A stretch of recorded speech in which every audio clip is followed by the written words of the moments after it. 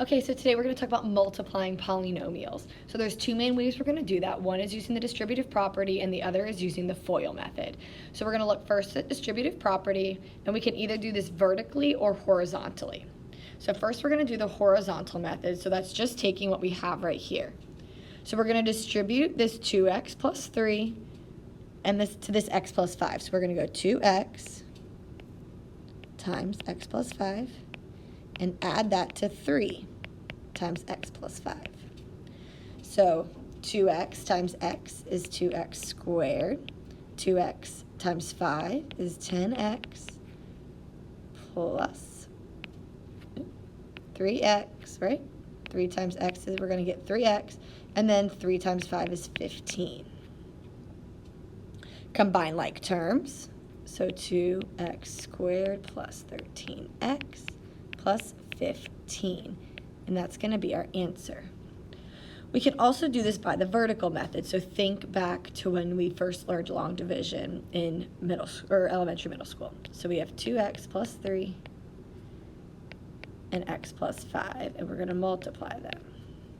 So we're going to do 5 times 3 is 15, plus 5 times 2x, which is 10x. Then we're going to skip this spot, just like we used to leave it with a 0. And we're going to do 3 times x, which is 3x, and x times 2x, which is 2x squared. Add those together, and we're going to get 2x squared plus 13x plus 15. Vertical method, horizontal method, we get the same answer. So kind of whichever one you're more familiar with or that you like better. Next, we're going to look at distributive property now that we have a little bit bigger number at the second half. So we're going to distribute this 6x plus 5 to each to this whole thing.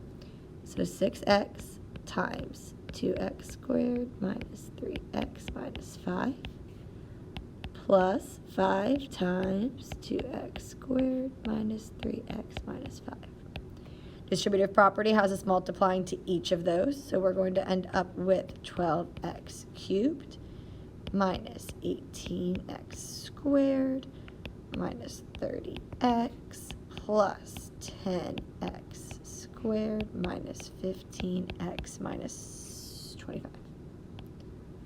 Combine like terms, that leaves us with only 1x cubed, so 12x cubed.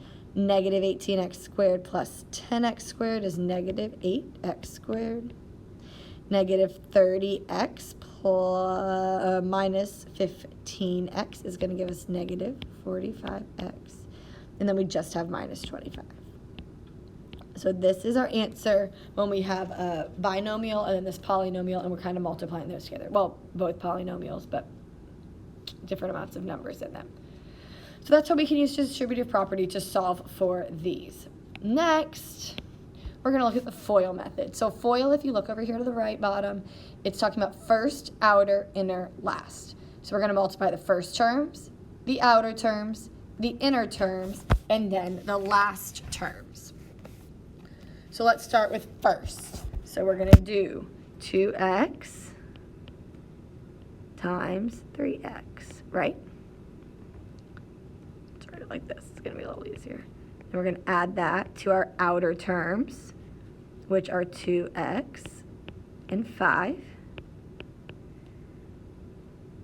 We're going to add that to our inner terms, which are negative 7 and 3x. And then we're going to add that to our last terms, which are negative 7 and 5. We go from there, 6x squared plus 10x minus 21x minus 35. Combine these two right here, and we are going to have 6x squared minus 11x minus 35. The same concept up here if we were doing x using this example that's kind of in black and these burnt colors. So first would be x times x, outer would be x times negative 2, inner would be 4 times x, and last would be 4 times negative 2. So we'd have x squared let me get one of these colors. So we would have x squared minus 2x plus 4x minus 8. Combine these two, and we would get x squared plus 2x minus 8 with our first, outer, and our last. So we call it FOIL for short, but that's basically we need to remember what it stands for. So first, outer, inner, last. So we do our first terms, our outer terms, our inner terms, and our last terms. And that is the simplest way, probably, to multiply two binomials.